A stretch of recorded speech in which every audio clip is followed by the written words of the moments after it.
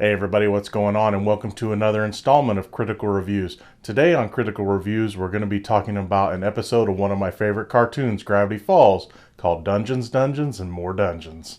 Now, I understand that not everyone will know what Gravity Falls is, so here's the basic gist of it. Dipper and Mabel are sent on summer vacation to visit their great uncle or Grunkle Stan in Gravity Falls, Oregon. After Dipper finds a mysterious journal hidden in the forest, this leads to him discovering that Gravity Falls has a lot of strange and sometimes supernatural secrets. That's the general gist of the series, and I suggest that if you can find it, you should watch it. The episode we're going to be talking about, which is again called Dungeons, Dungeons, and More Dungeons, is the 13th episode of Season 2, hence the quick series recap at the beginning of this review. In the episode, Dipper tries to pretty much get everybody to play his favorite game with him, Dungeons, Dungeons, and More Dungeons. After nobody will play with him, he accidentally stumbles on his Grunkle Ford's laboratory, Ford being Stan's mysterious brother. While at first he's mad at Dipper, Ford sees that he has Dungeons, Dungeons, and More Dungeons, which is his all-time favorite game. The two begin to bond over the game, and bonding is something that Dipper has wanted ever since he got to meet Ford. Add in one magic infinity-sided die later, and like all things in Gravity Falls, things get weird. I like that this episode both praises and makes fun of D&D.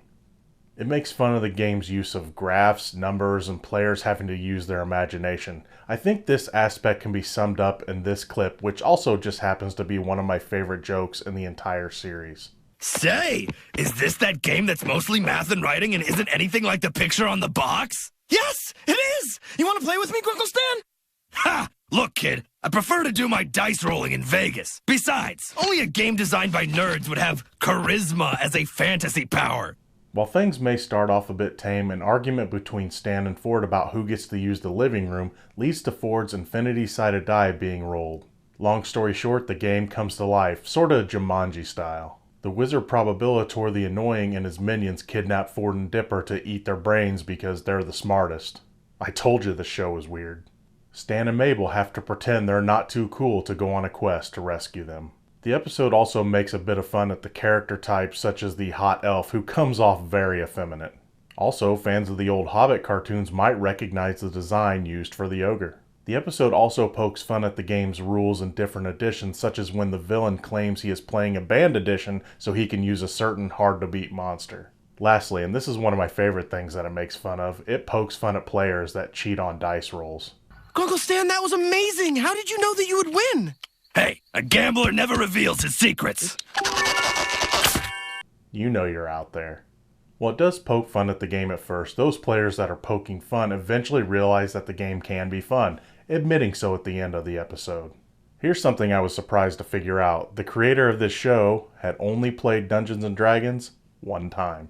The creator of the show, Alex Hirsch, had this to say about his experience. I never did, actually, but one time back in my Flapjack days, Penn Ward, creator of Adventure Time, and Pat McHale, creator of Over the Garden Wall, asked if I wanted to play D&D after work. I asked what the rules were, and they said, "It's a game of imagination, there are no rules," and then proceeded to argue about the rules for an hour and a half.